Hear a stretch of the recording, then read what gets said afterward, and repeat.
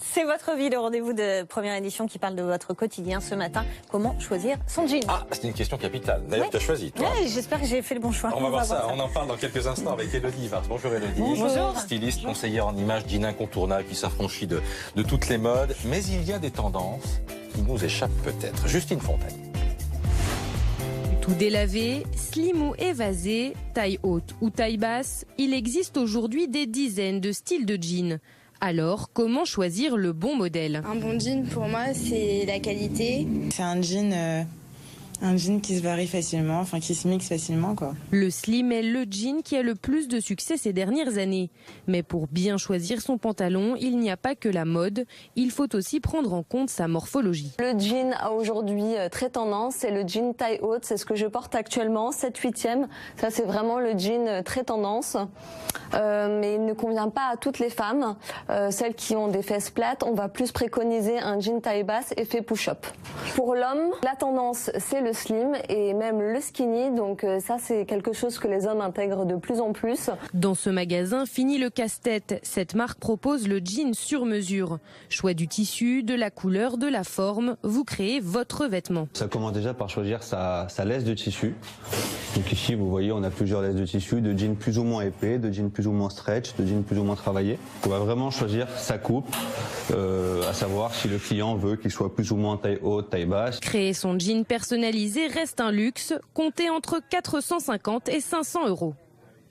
Élodie, entre 450 et 500 euros pour un jean. C'est beaucoup quand même, non? En fait, c'est la pièce indispensable de notre garde-robe. Ouais. On va la marier, la porter tous les jours, donc c'est un bon investissement. Mais on peut faire bien avec moins d'argent quand même. Oui, c'est vrai aussi. Voilà. Alors allez-y, parce qu'on a quelques exemplaires là. Voilà. Alors par exemple, on est dans quel registre là, par exemple? Là, c'est sur le 7/8e, donc il y a assez tendance ces temps-ci. Donc 7/8e, ça veut dire que ça s'arrête juste à au-dessus de la cheville. Donc ça, c'est très bien quand on a notamment des chevilles fines. La cheville est une partie très féminine. Ouais. Donc on la montre, on peut le porter avec des baskets ou alors des escarpins. Mais alors la grande tendance, c'est ça? Mets-toi debout. Alors là, regardez. Alors est-ce que ça irait bien? Voilà. Oui. En fait, alors ça, il faut l'assumer. C'est sûr que c'est moins classique. Ouais. Bon, là, ça reste quand même assez discret. Oui, parce que il en existe avec des franges vraiment des franges plus longues. On trouvait avec Céline que la taille haute, c'était pas très joli. Non. Si la taille haute, c'est assez féminin, surtout quand on a la taille marquée et qu'on a des hanches.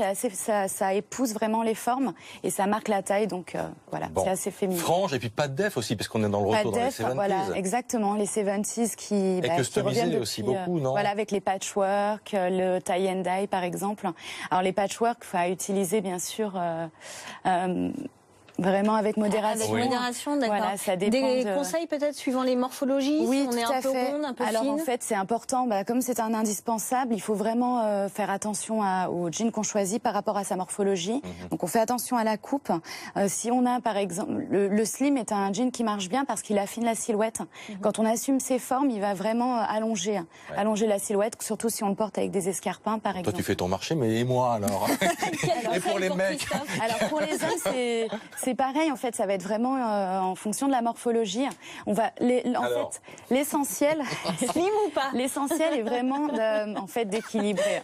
On est équilibré. Je ne sais pas si c'est bon si je réponds pas à ce genre de choses. Non, vraiment, c'est équilibrer la silhouette. Donc, quand on a des épaules plus carrées, on essaye de mettre quelque chose d'un peu plus ample en bas. Si on a vraiment la silhouette en V, voilà. C'est vraiment toujours équilibré. Merci d'être venu nous voir, Élodie, ce matin sur de première édition.